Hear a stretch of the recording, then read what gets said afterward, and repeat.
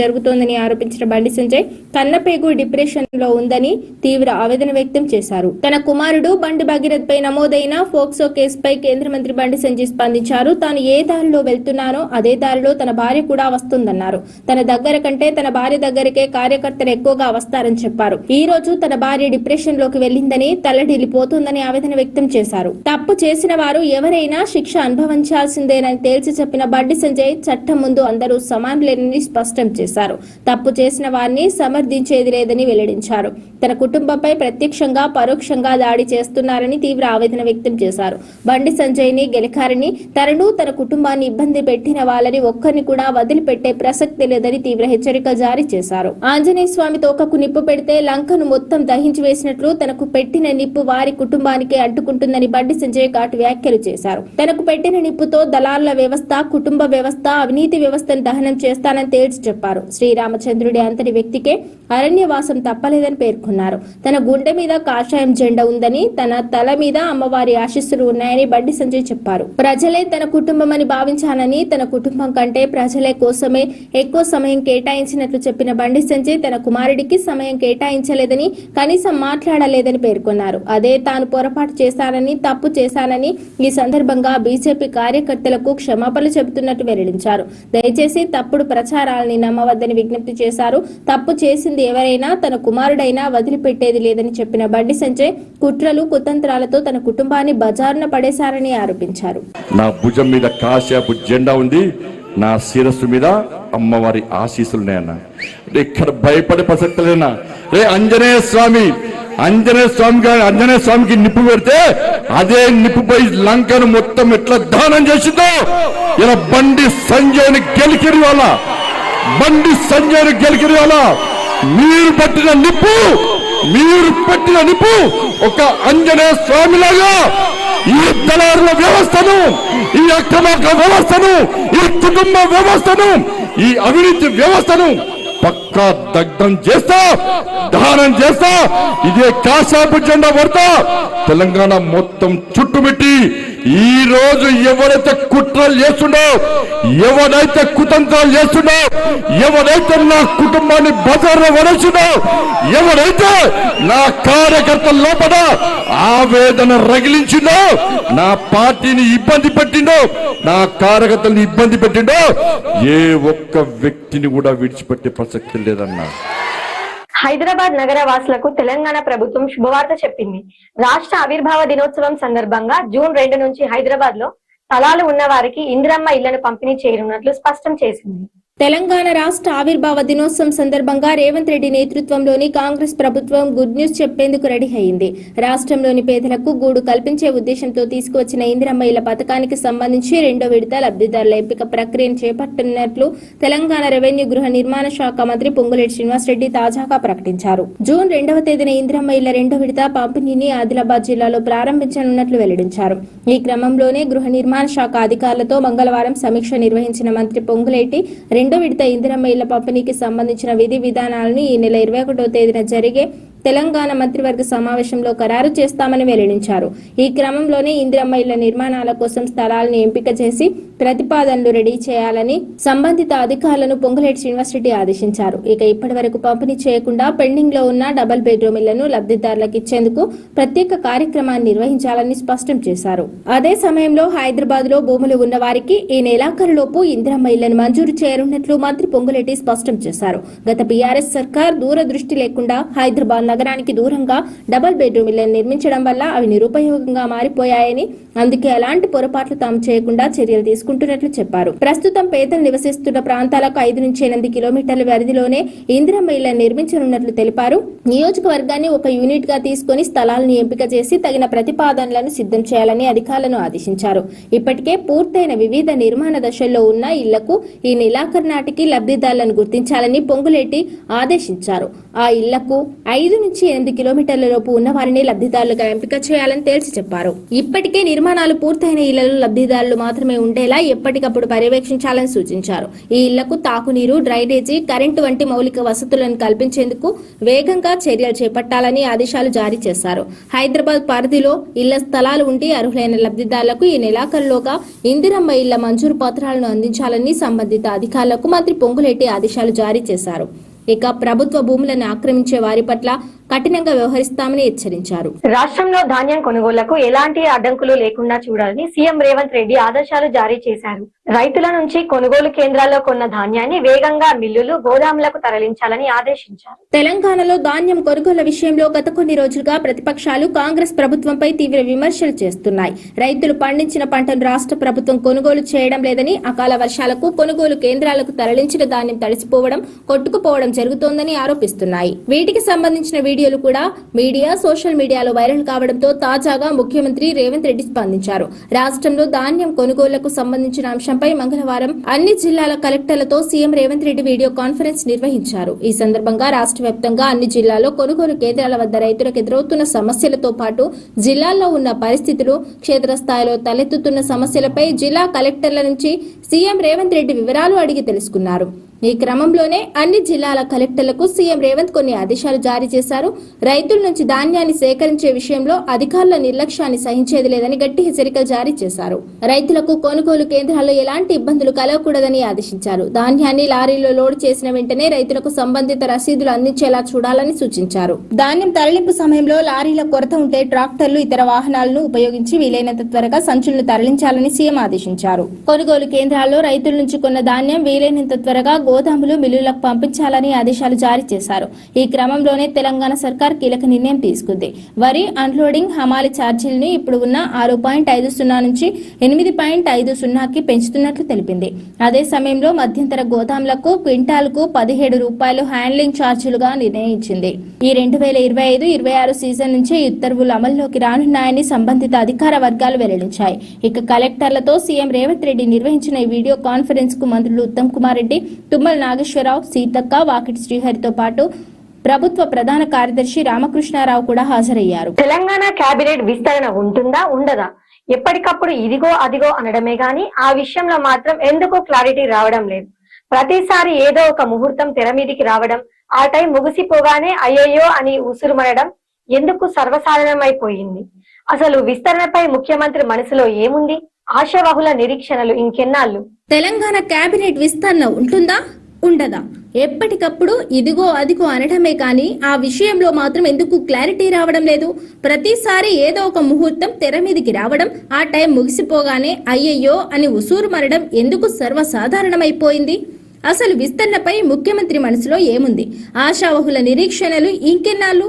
తెలంగాణ రాష్ట్ర కేబినెట్ విస్తరణకు సంబంధించి ఎప్పటికప్పుడు ముహూర్తాలైతే అప్డేట్ అవుతున్నాయి, కానీ పని మాత్రం జరగడం లేదు. ఆశావహులంతా చకోర పక్షుల్లా ఎదురు చూస్తూనే ఉన్నారు. చూస్తుండగానే 2.5 ఏళ్లు గడిచిపోయింది. మిగిలింది ఇంకో 2.5 ఏళ్లు. ఆ కొద్ది టైం అయినా మినిస్టర్ హోదాలో రైన దూసుకుపోతామా లేదా అన్న ఆందోళన ఆశావహుల్లో పెరుగుతోందట. మంత్రివర్గ విస్తరణపై ప్రతిసారి కొన్ని తేదీలు ప్రచారంలోకి రావడం, ఆ తర్వాత అలాంటిదేం లేక ఉసూరు మరడం సర్వసాధారణమైపోయింది. సీఎం రేవంత్ రెడ్డి ఢిల్లీ వెళ్లారంటే చాలు కేబినెట్ విస్తరణకు సంబంధించిన ఊహాగానాలే. ఆఖరికి రాష్ట్ర గవర్నర్ తో ముఖ్యమంత్రి సమావేశమైన ఎవరి స్టోరీలు వాళ్ళు అల్లేసుకోవడమే, ముహూర్తాలు పెట్టేసుకోవడాలే. ఆ రకంగా ముఖ్యమంత్రి అడుగు తీసి అడుగు వేస్తే కేబినెట్ కబుర్లు చెప్పుకునే లెవెల్కి వెళ్లిపోయింది పరిస్థితి. కానీ ఎవరేం చెప్పుకున్నా, ఎన్ని మాట్లాడుకున్నా మంత్రివర్గంలో మార్పులు చేర్పుల ముచ్చట మాత్రం ఉండడం లేదు. ఇక చివరిసారిగా 5 రాష్ట్రాల ఎన్నికల ఫలితాలు రాగానే కేబినెట్ విస్తరణ జరుగుతుందని లెక్కలు వేసుకున్నారు కొందరు. కానీ కాంగ్రెస్ అధిష్టానం ఇప్పుడు కేరళంలో ప్రభుత్వ ఏర్పాటు మీదనే ఎక్కువ ఫోకస్ చేస్తోంది. అక్కడి కాంగ్రెస్ నేతల పంచాయతీతోనే పార్టీ అధిష్టానానికి తల పొప్పి కడుతోంది. ఈ పరిస్థితుల్లో ఇప్పటికిప్పుడు తెలంగాణ మీద దృష్టి పెట్టే అవకాశం ఉండకపోవచ్చని అంటున్నారు. అంతకుముందు మే మొదటి వారంలోనే కేబినెట్ విస్తరణ ఉంటుందన్న చర్చ జరిగింది. ఇప్పుడు 2వ వారంలోకి ఎంటర్ అయినా ఎక్కడా అలాంటి వాసన కూడా లేదు. దీంతో కనీసం ఈ నెలాఖరికైనా కేబినెట్ విస్తరణ ఉంటుందా లేదా అనే చర్చ ఆశావహుల్లో నడుస్తోంది. ఈ పరిస్థితుల్లో 2.5 ఏళ్లుగా కేబినెట్ లోకి వెళ్లదామని చూస్తున్న నేతలకు అది అందని ద్రాక్షలాగానే ముగిలిపోతోంది. ఇటు ముఖ్యమంత్రి రేవంత్ రెడ్డి కూడా కేబినెట్ విస్తరణ ఉంటుందని గాని ఉండదని గాని చెప్పడం లేదు. అసలు ఆ విషయంలో స్పందించడమే లేదు. మీడియా చిట్ చాట్ లో దీనికి సంబంధించిన ప్రస్తావన వచ్చినా నేరుగా సమాధానం చెప్పడం లేదు ఆయన. కేబినెట్ విస్తరణ గురించి నేను ఎవరితో మాట్లాడలేదు, నాకు తెలియదని మాత్రమే చెప్పుకొస్తున్నారు ఆయన. ప్రస్తుతం అధిష్టానం కేరళం పంచాయతీలో మునిగి తేలుతున్నందున అది కొలిక్కి వచ్చిన తర్వాతే తెలంగాణ కేబినెట్ విస్తరణపై దృష్టి పెడతారా లేక తర్వాత చూసుకుందామని పోస్ట్ పోన్ చేస్తారా అన్నది చూడాలంటున్నారు. ఈ నెలలోనే విస్తరణ ఉంటుందా లేదంటే జూన్ 2 తర్వాతనే అన్నది లేటెస్ట్ డిస్కషన్. కేబినెట్ బెర్త్ కోసం ఆశగా చూస్తున్న నేతలు మాత్రం ఇంకా ఎంతకాలం అంటూ ఉసూరుమనే ఫీలింగ్ లోకి వెళ్తున్నారు. వారి నిరీక్షణలు ఫలిస్తాయా లేదా, ఎదురు చూపులకు ఎండు కార్డు ఎప్పుడు పడుతుందో చూడాలన్నది పొలిటికల్ వాయిస్. టీఆర్ఎస్ అధ్యక్షురాలు కల్వకుంట్ల కవితకు రైల్వే కోర్టు నుండి సమన్లు జారీ అయ్యాయి. గతంలో కామారెడ్డిలో నిర్వహించిన రైల్ రోకోకు సంబంధించిన నమోదైన కేసులో విచారణకు భాగంగా రేపు ఉదయం 10:30 గంటలకు సికింద్రాబాద్ రైల్వే కోర్టుకు హాజరు కావాలని న్యాయస్థానం ఆమెను ఆదేశించింది. తెలంగాణ రాష్ట్ర సేన అధ్యక్షురాలు కల్వకుంట్ల కవితకు రైల్వే కోర్టు నుండి సమన్లు జారీ అయ్యాయి. గతంలో కామారెడ్డిలో నిర్వహించిన రైల్ రోకోకు సంబంధించిన నమోదైన కేసు విచారణలో భాగంగా రేపు ఉదయం 10:30 సికింద్రాబాద్ రైల్వే కోర్టుకు హాజరు కావాలని న్యాయస్థానం ఆమెను ఆదేశించింది. బీసీలకు చట్టసభల్లో 42% రిజర్వేషన్లు కల్పించాలనే డిమాండ్తో కవిత ఆధ్వర్యంలో గతంలో కామారెడ్డిలో భారీ ఎత్తున రైలు రోకో నిర్వహించారు. ఈ సందర్భంగా బీసీ బిల్లులకు కేంద్రం వెంటనే ఆమోదం తెలపాలని డిమాండ్ చేశారు. ఈ ఆందోళనలో భాగంగా దేవగిరి ఎక్స్ప్రెస్ తో పాటు ఒక గూడ్స్ రైలు ను నిలిపివేయడంతో నిజామాబాద్ హైదరాబాద్ రూట్ లో రైళ్ల రాకపోకలకు తీవ్ర అంతరాయం ఏర్పడింది. రైల్వే ఏఎస్ఐ రవీంద్రబాబు ఫిర్యాదు మేరకు రైల్వే పోలీసులు ఈ కేసును నమోదు చేశారు. నిబంధనలకు విరుద్ధంగా రైల్వే ట్రాక్ పై నిరసనలు తెలపడం, రైళ్లను నిలిపివేసి ప్రయాణికులకు అసౌకర్యం కలిగించినందుకు గాను కవితతో పాటు మరో 12 మంది నాయకులపై రైల్వే చట్టం సెక్షన్ల కింద కేసులు నమోదయ్యాయి. ఈ కేసు విచారణ ఇప్పుడు తుది దశకు చేరుకోవడంతో కోర్టు సమన్లు జారీ చేసింది. బీఆర్ఎస్ పార్టీని మళ్లీ పూర్వ వైభవానికి తీసుకురావడమే లక్ష్యంగా అధినేత కేసీఆర్ తన వ్యూహాలను పదును పెట్టారు. ఎర్రవల్లి ఫామ్ హౌస్ వేదికగా సోమవారం జరిగిన కోర్ కమిటీ సమావేశంలో పార్టీ భవిష్యత్తు కార్యాచరణపై ఆయన కీలక దిశానిర్దేశం చేశారు. బీఆర్ఎస్ పార్టీని మళ్లీ పూర్వ వైభవానికి తీసుకురావడమే లక్ష్యంగా అధినేత కేసీఆర్ తన వ్యూహాలకు పదును పెట్టారు. ఎర్రవల్లి ఫామ్ హౌస్ వేదికగా సోమవారం జరిగిన కోర్ కమిటీ సమావేశంలో పార్టీ భవిష్యత్ కార్యాచరణపై ఆయన కీలక దిశానిర్దేశం చేశారు. సుమారు 23 మంది ముఖ్య నేతలతో నిర్వహించిన ఈ భేటీలో పార్టీ సంస్థాగత నిర్మాణం, సభ్యత్వ నమోదు, క్షేత్రస్థాయి పోరాటాలపై కేసీఆర్ సంచలన నిర్ణయాలు తీసుకున్నారు. గులాబీ పార్టీ బీఆర్ఎస్ గా రూపాంతరం చెందిన తర్వాత తొలిసారిగా సభ్యత్వ నమోదు ప్రక్రియను చేపట్టాలని ఈ సమావేశంలో నిర్ణయించారు. అయితే గతంలో లాగా కేవలం సంఖ్య కోసమే సభ్యత్వాలు రాకుండా పార్టీ కోసం క్షేత్రస్థాయిలో నిలబడే వారికే ప్రాధాన్యత ఇవ్వాలని కేసీఆర్ స్పష్టం చేశారు. ఒకప్పుడు 60 లక్షల మంది సభ్యులు ఉన్నప్పటికీ ప్రస్తుతం పార్టీ ప్రతిపక్షంలో ఉన్నందున కేవలం క్రియాశీలకంగా ఉండేవారిని మాత్రమే గుర్తించాలని నేతలకు సూచించారు. కష్టకాలంలో పార్టీ జెండా మోసే కార్యకర్తలే అసలైన బలమని, వారందరికీ క్రియాశీలక సభ్యత్వం ఇవ్వడం ద్వారా పార్టీని బలోపేతం చేయాలని ఆయన లక్ష్యంగా పెట్టుకున్నారు. భారీ యంత్రాంగంలో భారీ మార్పులకు కేసీఆర్ శ్రీకారం చుట్టారు. నియోజకవర్గాల్లో సభ్యత్వ నమోదును పర్యవేక్షించేందుకు పాత ఇన్ఛార్జీలు లేదా మాజీ ఎమ్మెల్యేలపై ఆధారపడకూడదని ఆయన నిర్ణయించారు. దీనికి భిన్నంగా రాష్ట్ర పార్టీ కార్యాలయం నుండి నేరుగా కొత్త ఇన్ఛార్జీలు నియోజకవర్గాలకు పంపాలని భావిస్తున్నారు. క్షేత్రస్థాయిలో పరిస్థితులను నిష్పాక్షికంగా అంచనా వేయడానికి, గ్రూప్ రాజకీయాలకు తావు లేకుండా పార్టీని ప్రక్షాళన చేయడానికి ఈ నిర్ణయం తీసుకున్నట్లు తెలుస్తోంది. పార్టీని మళ్లీ అధికార దిశగా నడిపించేందుకు కొత్త రక్తాన్ని నింపే ప్రక్రియలో భాగంగానే ఈ కీలక మార్పులు చోటు చేసుకుంటున్నాయి. తెలంగాణలో రాజకీయ సమీకరణాలు వేగంగా మారుతున్న తరుణంలో బీఆర్ఎస్ శ్రేణులను ఉత్తేజితం చేసేందుకు కేసీఆర్ ఈ సమావేశాన్ని వేదికగా చేసుకున్నారు. పార్టీ నాయకత్వం నుంచి కార్యకర్తల వరకు ప్రతి ఒక్కరూ ప్రజల్లో ఉండి పోరాడాలని ఆయన పిలుపునిచ్చారు. కోర్ కమిటీ సభ్యులైన కేటీఆర్, అసెంబ్లీ, మండలి డిప్యూటీ ఫ్లోర్ లీడర్లు, ప్రధాన కార్యదర్శులతో చర్చించిన కేసీఆర్ త్వరలోనే జిల్లాల వారీగా సమీక్షలు నిర్వహించి పార్టీ శ్రేణుల్లో నూతన ఉత్సాహం నింపనున్నారు. మొత్తం మీద ఎర్రవల్లి వేదికగా జరిగిన ఈ సమావేశం బీఆర్ఎస్ పార్టీలో కొత్త అధ్యయనానికి నాంది పలికినట్లయింది. ఇది ఇవాల్టి బులెటిన్. మరో బులెటిన్ లో మళ్ళీ కలుద్దాం. Stay on khoa TV.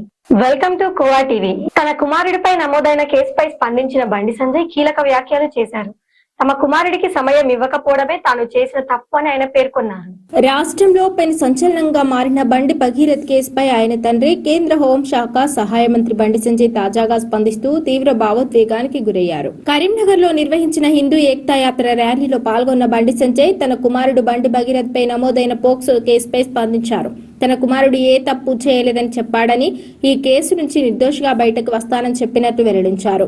తన కుమారుడిని ఒక నేరస్తుడిలాగా చూపించే కుట్ర జరుగుతోందని ఆరోపించిన బండి సంజయ్ కన్నపేగు డిప్రెషన్ లో ఉందని తీవ్ర ఆవేదన వ్యక్తం చేశారు. తన కుమారుడు బండి భగీరథ్ పై నమోదైన ఫోక్సో కేసుపై కేంద్ర మంత్రి బండి సంజయ్ స్పందించారు. తాను ఏ దారిలో వెళ్తున్నానో అదే దారిలో తన భార్య కూడా వస్తుందన్నారు. తన దగ్గర కంటే తన భార్య దగ్గరికే కార్యకర్తలు ఎక్కువగా వస్తారని చెప్పారు. ఈ రోజు తన భార్య డిప్రెషన్ లోకి వెళ్లిందని తల్లడిల్లిపోతుందని ఆవేదన వ్యక్తం చేశారు. తప్పు చేసిన వారు ఎవరైనా శిక్ష అనుభవించాల్సిందేనని తేల్చి చెప్పిన బండి సంజయ్ చట్టం ముందు అందరూ సమానులేనని స్పష్టం చేశారు. తప్పు చేసిన వారిని సమర్థించేది లేదని వెల్లడించారు. తన కుటుంబంపై ప్రత్యక్షంగా పరోక్షంగా దాడి చేస్తున్నారని తీవ్ర ఆవేదన వ్యక్తం చేశారు. బండి సంజయ్ ని గెలికారని తనను తన కుటుంబాన్ని ఇబ్బంది పెట్టిన వాళ్ళని ఒక్కరిని కూడా వదిలిపెట్టే ప్రసక్తి లేదని తీవ్ర హెచ్చరికలు జారీ చేశారు. ఆంజనేయ స్వామి తోకకు నిప్పు పెడితే లంకను మొత్తం దహించి వేసినట్లు తనకు పెట్టిన నిప్పు వారి కుటుంబానికి అంటుకుంటుందని బండి సంజయ్ ఘాటు వ్యాఖ్యలు చేశారు. తనకు పెట్టిన నిప్పుతో దళారుల వ్యవస్థ, కుటుంబ వ్యవస్థ, అవినీతి వ్యవస్థను దహనం చేస్తానని తేల్చి చెప్పారు. శ్రీరామచంద్రుడి అంతటి వ్యక్తికే అరణ్యవాసం తప్పలేదని పేర్కొన్నారు. తన గుండె మీద కాషాయం జెండా ఉందని, తన తల మీద అమ్మవారి ఆశీస్సులు ఉన్నాయని బండి సంజయ్ చెప్పారు. ప్రజలే తన కుటుంబం అని భావించానని, తన కుటుంబం కంటే ప్రజలే కోసమే ఎక్కువ సమయం కేటాయించినట్లు చెప్పిన బండి సంజయ్ తన కుమారుడికి సమయం కేటాయించలేదని, కనీసం మాట్లాడలేదని పేర్కొన్నారు. అదే తాను పొరపాటు చేశానని, తప్పు చేశానని ఈ సందర్భంగా బీజేపీ కార్యకర్తలకు క్షమాపణలు చెబుతున్నట్టు వెల్లడించారు. దయచేసి తప్పుడు ప్రచారాలని నమ్మవద్దని విజ్ఞప్తి చేశారు. తప్పు చేసింది ఎవరైనా తన కుమారుడైనా వదిలిపెట్టేది లేదని చెప్పిన బండి సంజయ్ కుట్రలు, కుతంత్రాలతో తన కుటుంబాన్ని బజారున పడేశారని ఆరోపించారు. నా భుజం మీద కాశాపు జెండా ఉంది, నా శిరస్సు మీద అమ్మవారి ఆశీస్సులున్నాయన్న. ఇక్కడ భయపడే ప్రసక్తి లేనా? రే ఆంజనేయ స్వామికి నిప్పు పెడితే అదే నిప్పుపై లంకను మొత్తం ఎట్లా దానం చేసిందో ఇలా బండి సంజయ్ని గెలికిరి వాళ్ళ మీరు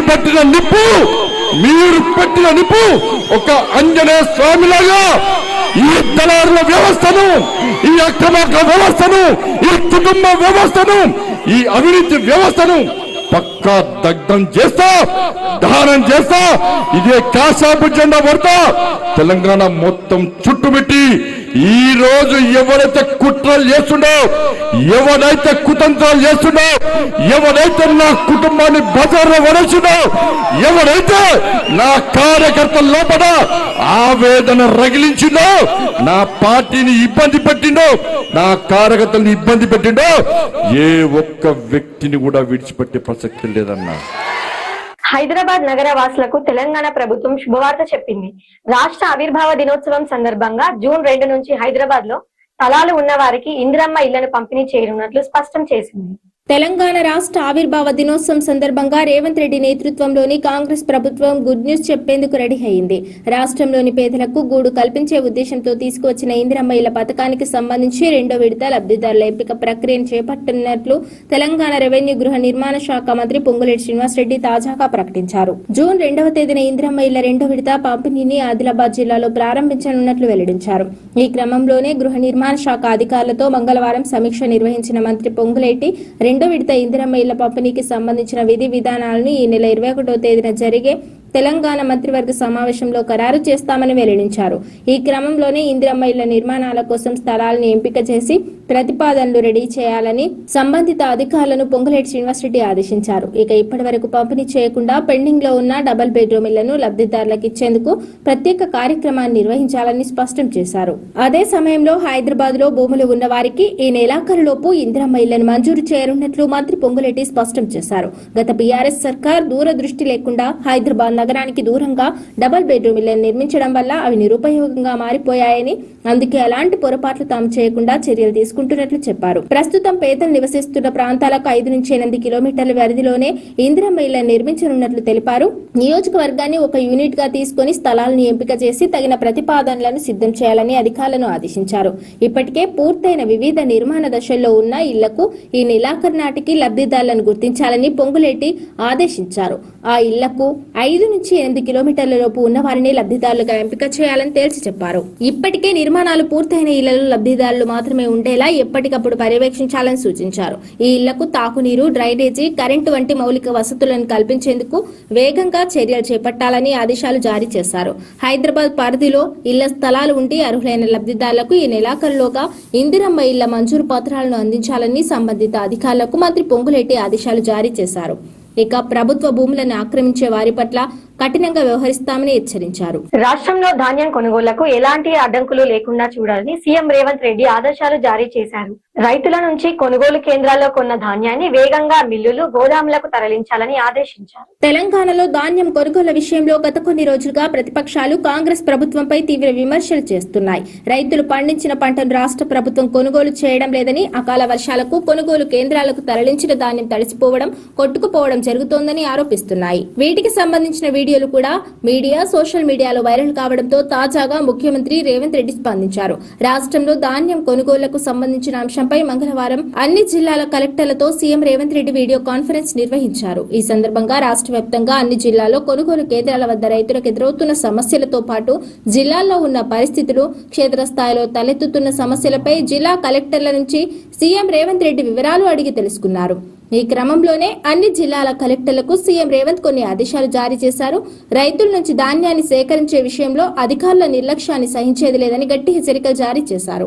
రైతులకు కొనుగోలు కేంద్రాల్లో ఎలాంటి ఇబ్బందులు కలగకూడదని ఆదేశించారు. ధాన్యాన్ని లారీలో లోడ్ చేసిన వెంటనే రైతులకు సంబంధిత రసీదులు అందించేలా చూడాలని సూచించారు. ధాన్యం తరలింపు సమయంలో లారీల కొరత ఉంటే ట్రాక్టర్లు, ఇతర వాహనాలను ఉపయోగించి వీలైనంత త్వరగా సంచులను తరలించాలని సీఎం ఆదేశించారు. కొనుగోలు కేంద్రాల్లో రైతుల నుంచి కొన్న ధాన్యం వీలైనంత త్వరగా గోదాములు, మిల్లులకు పంపించాలని ఆదేశాలు జారీ చేశారు.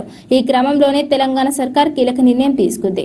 వరి అన్లోడింగ్ హమాలి ఛార్జీలను ఇప్పుడు ఉన్న 6.50 నుంచి 8.50కి పెంచుతున్నట్లు తెలిపింది. అదే సమయంలో మధ్యంతర గోదాములకు క్వింటాల్కు 17 రూపాయలు హ్యాండ్లింగ్ ఛార్జీలుగా నిర్ణయించింది. ఈ 2025-26 సీజన్ నుంచే ఈ ఉత్తర్వులు అమల్లోకి రానున్నాయని సంబంధిత అధికార వర్గాలు వెల్లడించాయి. ఇక కలెక్టర్లతో సీఎం రేవంత్ రెడ్డి నిర్వహించిన ఈ వీడియో కాన్ఫరెన్స్ కు మంత్రులు ఉత్తమ్ కుమార్ రెడ్డి, తుమ్మల నాగేశ్వరరావు, సీతక్క, వాకిటి శ్రీహరితో పాటు ప్రభుత్వ ప్రధాన కార్యదర్శి రామకృష్ణారావు కూడా హాజరయ్యారు. తెలంగాణ కేబినెట్ విస్తరణ ఉంటుందా, ఉండదా? ఎప్పటికప్పుడు ఇదిగో అదిగో అనడమే గాని ఆ విషయంలో మాత్రం ఎందుకో క్లారిటీ రావడం లేదు. ప్రతిసారి ఏదో ఒక ముహూర్తం తెర మీదికి రావడం, ఆ టైం ముగిసిపోగానే అయ్యయ్యో అని ఉసురుమనడం ఎందుకు సర్వసాధారణమైపోయింది. అసలు విస్తరణపై ముఖ్యమంత్రి మనసులో ఏముంది? ఆశావహుల నిరీక్షణలు ఇంకెన్నాళ్ళు? తెలంగాణ కేబినెట్ విస్తరణ ఉంటుందా, ఉండదా? ఎప్పటికప్పుడు ఇదిగో అదిగో అనడమే కానీ ఆ విషయంలో మాత్రం ఎందుకు క్లారిటీ రావడం లేదు. ప్రతిసారి ఏదో ఒక ముహూర్తం తెర మీదికి రావడం, ఆ టైం ముగిసిపోగానే అయ్యయ్యో అని ఉసూరు మరడం ఎందుకు సర్వసాధారణమైపోయింది. అసలు విస్తరణపై ముఖ్యమంత్రి మనసులో ఏముంది? ఆశావహుల నిరీక్షణలు ఇంకెన్నాళ్ళు? తెలంగాణ రాష్ట్ర కేబినెట్ విస్తరణకు సంబంధించి ఎప్పటికప్పుడు ముహూర్తాలైతే అప్డేట్ అవుతున్నాయి, కానీ పని మాత్రం జరగడం లేదు. ఆశావహులంతా చకోర పక్షుల్లా ఎదురు చూస్తూనే ఉన్నారు. చూస్తుండగానే 2.5 ఏళ్లు గడిచిపోయింది. మిగిలింది ఇంకో 2.5 ఏళ్లు. ఆ కొద్ది టైం అయినా మినిస్టర్ హోదాలో రైన దూసుకుపోతామా లేదా అన్న ఆందోళన ఆశావహుల్లో పెరుగుతోందట. మంత్రివర్గ విస్తరణపై ప్రతిసారి కొన్ని తేదీలు ప్రచారంలోకి రావడం, ఆ తర్వాత అలాంటిదేం లేక ఉసూరు మరడం సర్వసాధారణమైపోయింది. సీఎం రేవంత్ రెడ్డి ఢిల్లీ వెళ్లారంటే చాలు కేబినెట్ విస్తరణకు సంబంధించిన ఊహాగానాలే. ఆఖరికి రాష్ట్ర గవర్నర్ తో ముఖ్యమంత్రి సమావేశమైన ఎవరి స్టోరీలు వాళ్ళు అల్లేసుకోవడమే, ముహూర్తాలు పెట్టేసుకోవడాలే. ఆ రకంగా ముఖ్యమంత్రి అడుగు తీసి అడుగు వేస్తే కేబినెట్ కబుర్లు చెప్పుకునే లెవెల్కి వెళ్లిపోయింది పరిస్థితి. కానీ ఎవరేం చెప్పుకున్నా, ఎన్ని మాట్లాడుకున్నా మంత్రివర్గంలో మార్పులు చేర్పుల ముచ్చట మాత్రం ఉండడం లేదు. ఇక చివరిసారిగా 5 రాష్ట్రాల ఎన్నికల ఫలితాలు రాగానే కేబినెట్ విస్తరణ జరుగుతుందని లెక్కలు వేసుకున్నారు కొందరు. కానీ కాంగ్రెస్ అధిష్టానం ఇప్పుడు కేరళంలో ప్రభుత్వ ఏర్పాటు మీదనే ఎక్కువ ఫోకస్ చేస్తోంది. అక్కడి కాంగ్రెస్ నేతల పంచాయతీతోనే పార్టీ అధిష్టానానికి తల పొప్పి కడుతోంది. ఈ పరిస్థితుల్లో ఇప్పటికిప్పుడు తెలంగాణ మీద దృష్టి పెట్టే అవకాశం ఉండకపోవచ్చని అంటున్నారు. అంతకుముందు మే మొదటి వారంలోనే కేబినెట్ విస్తరణ ఉంటుందన్న చర్చ జరిగింది. ఇప్పుడు 2వ వారంలోకి ఎంటర్ అయినా ఎక్కడా అలాంటి వాసన కూడా లేదు. దీంతో కనీసం ఈ నెలాఖరికైనా కేబినెట్ విస్తరణ ఉంటుందా లేదా అనే చర్చ ఆశావహుల్లో నడుస్తోంది. ఈ పరిస్థితుల్లో 2.5 ఏళ్లుగా కేబినెట్ లోకి వెళ్లదామని చూస్తున్న నేతలకు అది అందని ద్రాక్షలాగానే ముగిలిపోతోంది. ఇటు ముఖ్యమంత్రి రేవంత్ రెడ్డి కూడా కేబినెట్ కేబినెట్ విస్తరణ ఉంటుందని గాని ఉండదని గాని చెప్పడం లేదు. అసలు ఆ విషయంలో స్పందించడమే లేదు. మీడియా చిట్ చాట్ లో దీనికి సంబంధించిన ప్రస్తావన వచ్చినా నేరుగా సమాధానం చెప్పడం లేదు ఆయన. కేబినెట్ విస్తరణ గురించి నేను ఎవరితో మాట్లాడలేదు, నాకు తెలియదని మాత్రమే చెప్పుకొస్తున్నారు ఆయన. ప్రస్తుతం అధిష్టానం కేరళం పంచాయతీలో మునిగి తేలుతున్నందున అది కొలిక్కి వచ్చిన తర్వాతే తెలంగాణ కేబినెట్ విస్తరణపై దృష్టి పెడతారా లేక తర్వాత చూసుకుందామని పోస్ట్ పోన్ చేస్తారా అన్నది చూడాలంటున్నారు.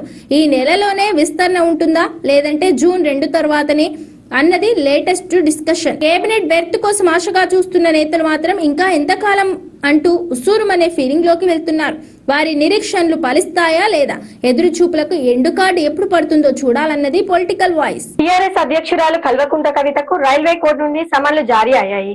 గతంలో కామారెడ్డిలో నిర్వహించిన రైల్ రోకోకు సంబంధించిన నమోదైన కేసులో విచారణకు భాగంగా రేపు ఉదయం 10:30 గంటలకు సికింద్రాబాద్ రైల్వే కోర్టుకు హాజరు కావాలని న్యాయస్థానం ఆమెను ఆదేశించింది. తెలంగాణ రాష్ట్ర సేన అధ్యక్షురాలు కల్వకుంట్ల కవితకు రైల్వే కోర్టు నుండి సమన్లు జారీ అయ్యాయి. గతంలో కామారెడ్డిలో నిర్వహించిన రైల్ రోకోకు సంబంధించిన నమోదైన కేసు విచారణలో భాగంగా రేపు ఉదయం 10:30 సికింద్రాబాద్ రైల్వే కోర్టుకు హాజరు కావాలని న్యాయస్థానం ఆమెను ఆదేశించింది. బీసీలకు చట్టసభల్లో 42% రిజర్వేషన్లు కల్పించాలనే డిమాండ్తో కవిత ఆధ్వర్యంలో గతంలో కామారెడ్డిలో భారీ ఎత్తున రైలు రోకో నిర్వహించారు. ఈ సందర్భంగా బీసీ బిల్లులకు కేంద్రం వెంటనే ఆమోదం తెలపాలని డిమాండ్ చేశారు. ఈ ఆందోళనలో భాగంగా దేవగిరి ఎక్స్ప్రెస్ తో పాటు ఒక గూడ్స్ రైలు ను నిలిపివేయడంతో నిజామాబాద్ హైదరాబాద్ రూట్ లో రైళ్ల రాకపోకలకు తీవ్ర అంతరాయం ఏర్పడింది. రైల్వే ఏఎస్ఐ రవీంద్రబాబు ఫిర్యాదు మేరకు రైల్వే పోలీసులు ఈ కేసును నమోదు చేశారు. నిబంధనలకు విరుద్ధంగా రైల్వే ట్రాక్ పై నిరసనలు తెలపడం, రైళ్లను నిలిపివేసి ప్రయాణికులకు అసౌకర్యం కలిగించినందుకు గాను కవితతో పాటు మరో 12 మంది నాయకులపై రైల్వే చట్టం సెక్షన్ల కింద కేసులు నమోదయ్యాయి. ఈ కేసు విచారణ ఇప్పుడు తుది దశకు చేరుకోవడంతో కోర్టు సమన్లు జారీ చేసింది. బీఆర్ఎస్ పార్టీని మళ్లీ పూర్వ వైభవానికి తీసుకురావడమే లక్ష్యంగా అధినేత కేసీఆర్ తన వ్యూహాలను పదును పెట్టారు. ఎర్రవల్లి ఫామ్ హౌస్ వేదికగా సోమవారం జరిగిన కోర్ కమిటీ సమావేశంలో పార్టీ భవిష్యత్తు కార్యాచరణపై ఆయన కీలక దిశానిర్దేశం చేశారు. బీఆర్ఎస్ పార్టీని మళ్లీ పూర్వ వైభవానికి తీసుకురావడమే లక్ష్యంగా అధినేత కేసీఆర్ తన వ్యూహాలకు పదును పెట్టారు. ఎర్రవల్లి ఫామ్ హౌస్ వేదికగా సోమవారం జరిగిన కోర్ కమిటీ సమావేశంలో పార్టీ భవిష్యత్ కార్యాచరణపై ఆయన కీలక దిశానిర్దేశం చేశారు. సుమారు 23 మంది ముఖ్య నేతలతో నిర్వహించిన ఈ భేటీలో పార్టీ సంస్థాగత నిర్మాణం, సభ్యత్వ నమోదు, క్షేత్రస్థాయి పోరాటాలపై కేసీఆర్ సంచలన నిర్ణయాలు తీసుకున్నారు. గులాబీ పార్టీ బీఆర్ఎస్ గా రూపాంతరం చెందిన తర్వాత తొలిసారిగా సభ్యత్వ నమోదు ప్రక్రియను చేపట్టాలని ఈ సమావేశంలో నిర్ణయించారు. అయితే గతంలో లాగా కేవలం సంఖ్య కోసమే సభ్యత్వాలు రాకుండా పార్టీ కోసం క్షేత్రస్థాయిలో నిలబడే వారికే ప్రాధాన్యత ఇవ్వాలని కేసీఆర్ స్పష్టం చేశారు. ఒకప్పుడు 60 లక్షల మంది సభ్యులు ఉన్నప్పటికీ ప్రస్తుతం పార్టీ ప్రతిపక్షంలో ఉన్నందున కేవలం క్రియాశీలకంగా ఉండేవారిని మాత్రమే గుర్తించాలని నేతలకు సూచించారు. కష్టకాలంలో పార్టీ జెండా మోసే కార్యకర్తలే అసలైన బలమని, వారందరికీ క్రియాశీలక సభ్యత్వం ఇవ్వడం ద్వారా పార్టీని బలోపేతం చేయాలని ఆయన లక్ష్యంగా పెట్టుకున్నారు. భారీ యంత్రాంగంలో భారీ మార్పులకు కేసీఆర్ శ్రీకారం చుట్టారు. నియోజకవర్గాల్లో సభ్యత్వ నమోదును పర్యవేక్షించేందుకు పాత ఇన్ఛార్జీలు లేదా మాజీ ఎమ్మెల్యేలపై ఆధారపడకూడదని ఆయన నిర్ణయించారు. దీనికి భిన్నంగా రాష్ట్ర పార్టీ కార్యాలయం నుండి నేరుగా కొత్త ఇన్ఛార్జీలు నియోజకవర్గాలకు పంపాలని భావిస్తున్నారు. క్షేత్రస్థాయిలో పరిస్థితులను నిష్పాక్షికంగా అంచనా వేయడానికి, గ్రూప్ రాజకీయాలకు తావు లేకుండా పార్టీని ప్రక్షాళన చేయడానికి ఈ నిర్ణయం తీసుకున్నట్లు తెలుస్తోంది. పార్టీని మళ్లీ అధికార దిశగా నడిపించేందుకు కొత్త రక్తాన్ని నింపే ప్రక్రియలో భాగంగానే ఈ కీలక మార్పులు చోటు చేసుకుంటున్నాయి. తెలంగాణలో రాజకీయ సమీకరణాలు వేగంగా మారుతున్న తరుణంలో బీఆర్ఎస్ శ్రేణులను ఉత్తేజితం చేసేందుకు కేసీఆర్ ఈ సమావేశాన్ని వేదికగా చేసుకున్నారు. పార్టీ నాయకత్వం నుంచి కార్యకర్తల వరకు ప్రతి ఒక్కరూ ప్రజల్లో ఉండి పోరాడాలని ఆయన పిలుపునిచ్చారు. కోర్ కమిటీ సభ్యులైన కేటీఆర్, అసెంబ్లీ, మండలి డిప్యూటీ ఫ్లోర్ లీడర్లు, ప్రధాన కార్యదర్శులతో చర్చించిన కేసీఆర్ త్వరలోనే జిల్లాల వారీగా సమీక్షలు నిర్వహించి పార్టీ శ్రేణుల్లో నూతన ఉత్సాహం నింపనున్నారు. మొత్తం మీద ఎర్రవల్లి వేదికగా జరిగిన ఈ సమావేశం బీఆర్ఎస్ పార్టీలో కొత్త అధ్యయనానికి నాంది పలికినట్లయింది. ఇది ఇవాల్టి బులెటిన్. మరో బులెటిన్ లో మళ్ళీ కలుద్దాం. Stay on khoa TV.